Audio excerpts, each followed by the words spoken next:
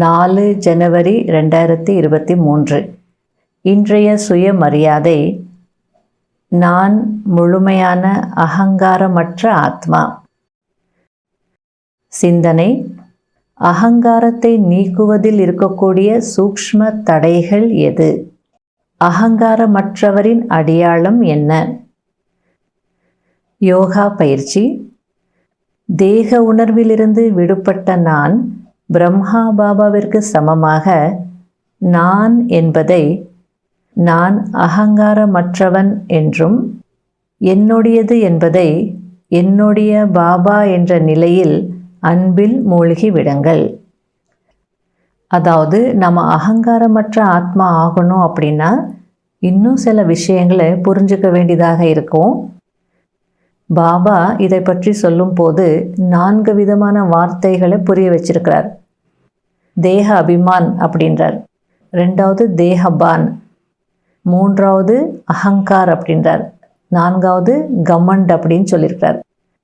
அப்படின்னா 1 தேக அபிமானம், 2வது தேகத்தின் பற்று, 3வது அகங்காரம், 4வது செருக்கு.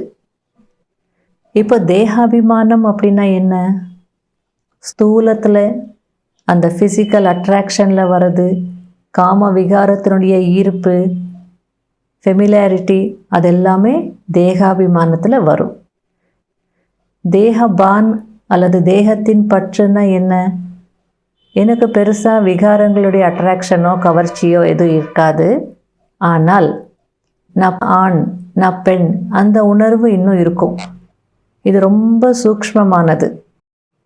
சில நேரத்தில் சிஸ்டர்ஸ் ஏதாவது ஒரு வேலை செய்யும் போது கூட பிரதர்ஸ் சொல்லுவாங்க, சிஸ்டர் விடுங்க, இது சிஸ்டர்ஸ் செய்கிற வேலை இல்லை, நாங்கள் செய்கிறோம் அப்படின்னு. ரொம்ப சூக்ஷ்மத்தில் அந்த ஆண் பெண் அப்படின்ற அந்த உணர்வு இன்னும் போகலை.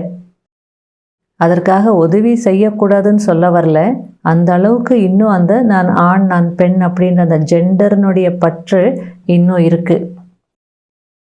3வது அகங்காரம். அகங்காரம் அல்லது அகந்தை அல்லது அபிமானம் என்ன வேணாலும் சொல்லலாம். அகங்காரம் அப்படின்றது திறமைகளுடைய அகங்காரம். ஏதாவது திறமைகள் இருந்ததுன்னா அதனுடைய அபிமானம். நான் நல்ல சேவை செய்கிறேன், நான் ரொம்ப நல்லா லெக்சர் பண்ணுறேன், நான் பிளானிங் ரொம்ப நல்லா பண்ணுறேன், இதெல்லாமே அகங்காரம். அதாவது தன்னை பற்றி ரொம்ப உயர்வாக நினைப்பாங்க. அதுக்கு தான் பேர் அகந்தை. 4வது பாபா கமண்ட் அல்லது செருக்கு அப்படின்னு சொல்கிறார். அகந்தைக்கும் செருக்குக்கு என்ன வித்தியாசம் அப்படின்னா, அகங்காரம் அப்படின்றது தன்னை பற்றி அவங்க ரொம்ப சுப்பீரியராக நினைப்பாங்க, அவ்வளோதான்.